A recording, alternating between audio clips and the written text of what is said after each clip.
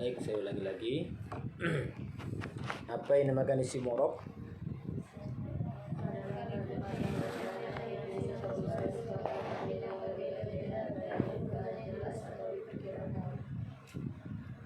Contohnya yang rofa, Allahu wa Allahu aliman. Yang dibaca rofa kalimat apa? Kalimat Allahu. Rofanya dengan apa? Dengan dom.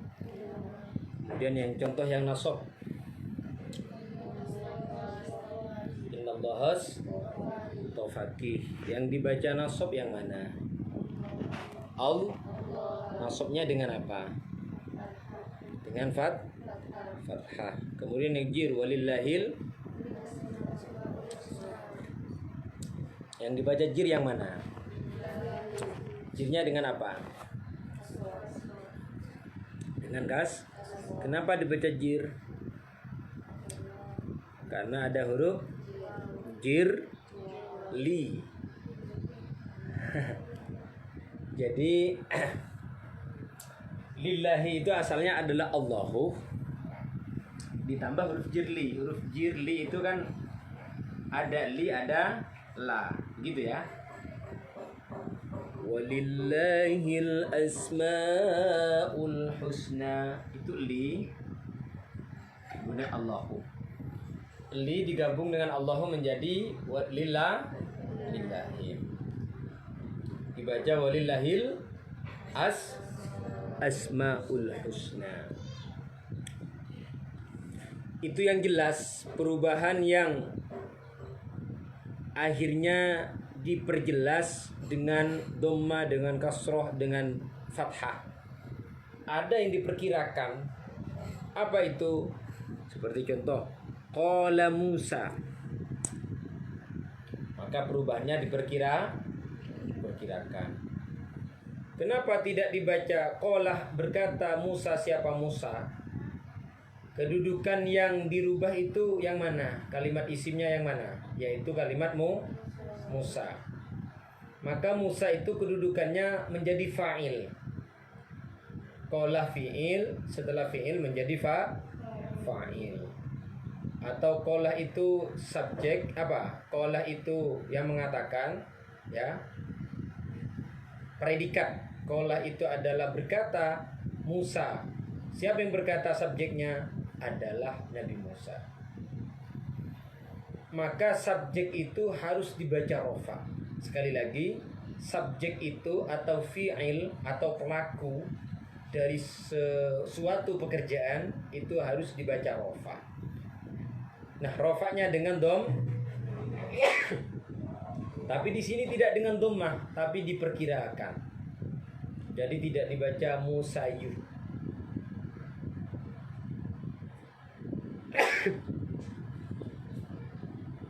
Kenapa? Karena ini namanya nanti ada istilah isim maksur.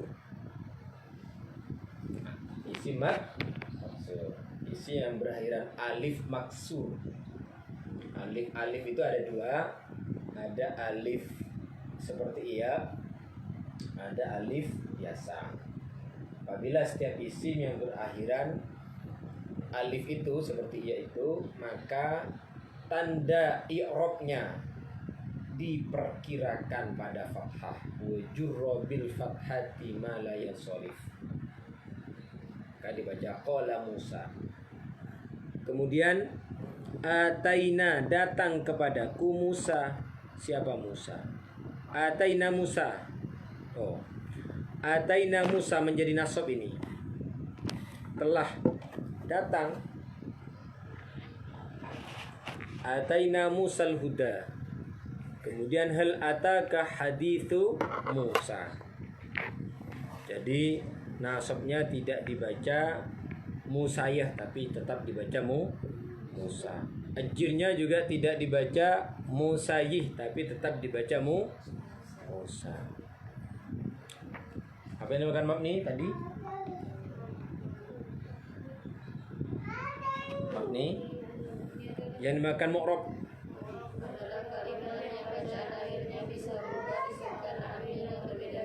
baik perubahannya jelas dan diperkira. Jadi ada perubahan itu yang jelas. Jelas harokatnya. Kalau rofa berarti dibaca dhammah Allahu. Kalau nasab Allah. Kalau jir Allah Allahi. Ada yang secara kedudukan itu harus rofa, harus nasab, harus jir, tapi tanda rofa, tanda nasab, tanda jirnya tidak langsung menggunakan dhammah, tidak langsung rofanya menggunakan dhammah, tidak langsung rofanya menggunakan fathah, tidak langsung rofanya menggunakan kasroh seperti Musa tadi.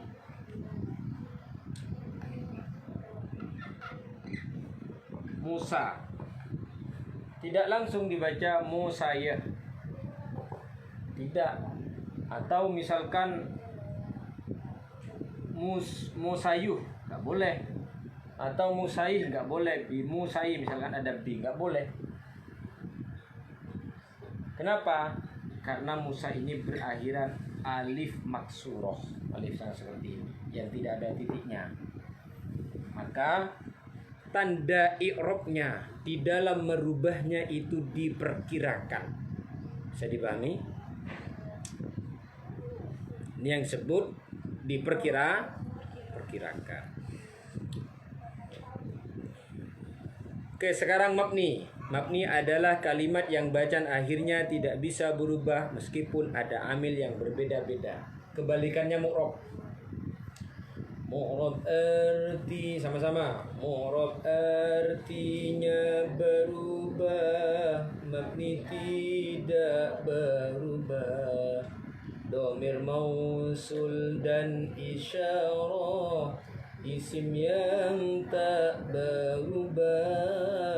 Yang mu'rab fi'il mudhari', yang mabni amar dan madi. Semua huruf pasti mabni tanpa terkecuali.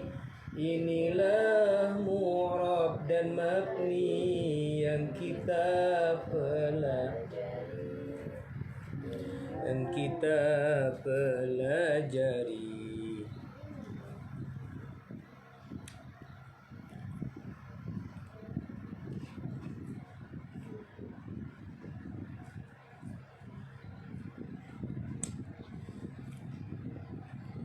Kemudian apa yang dinamakan mabni?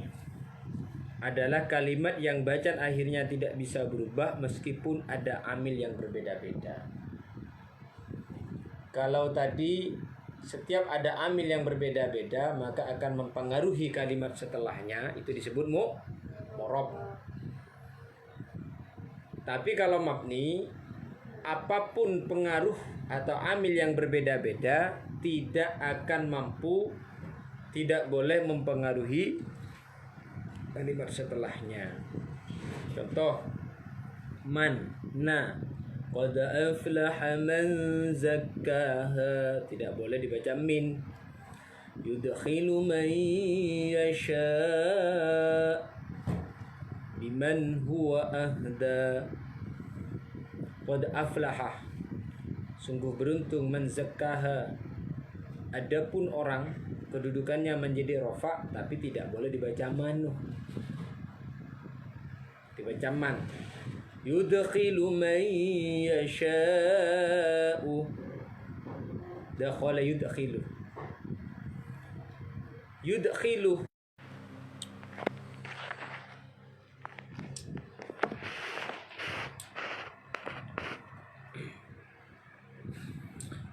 man ini pengaruhnya kedudukannya menjadi nasab tapi tidak boleh dibaca mana. Kemudian biman itu kedudukannya menjadi jir tapi tidak boleh dibaca bimani.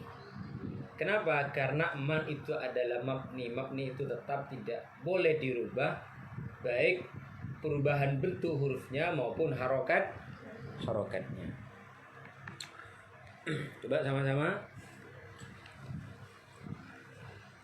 Mu'rab artinya berubah, mabni tidak berubah. Dhamir mausul dan isyarah, Isim yang tak berubah, yang mu'rab, fi'il mudhari', yang mabni, amr dan mati. Semua huruf pasti mabni. Inilah mu'rab dan mabni yang kita pelajari, yang kita pelajari, yang kita pelajari.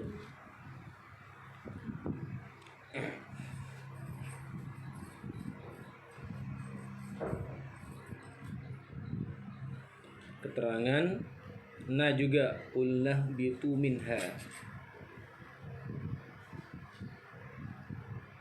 wa tawaffana ma'al abrari wa kafa bina hasibina.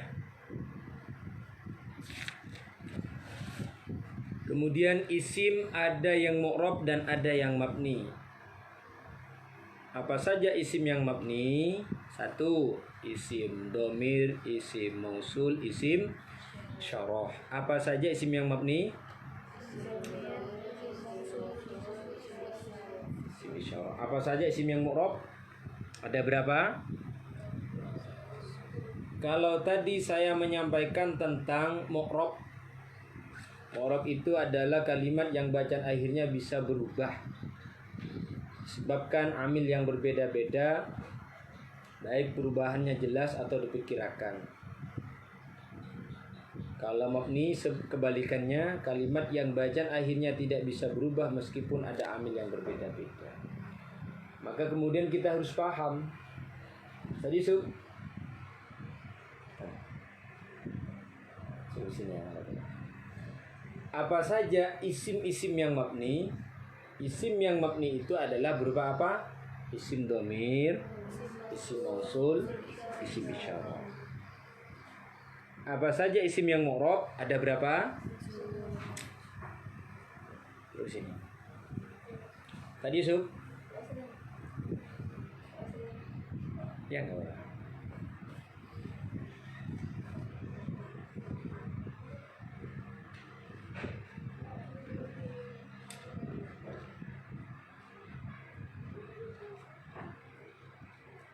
Tadi Assalamualaikum warahmatullahi wabarakatuh.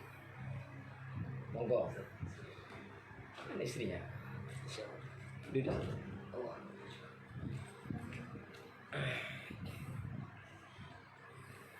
Pakai mobil.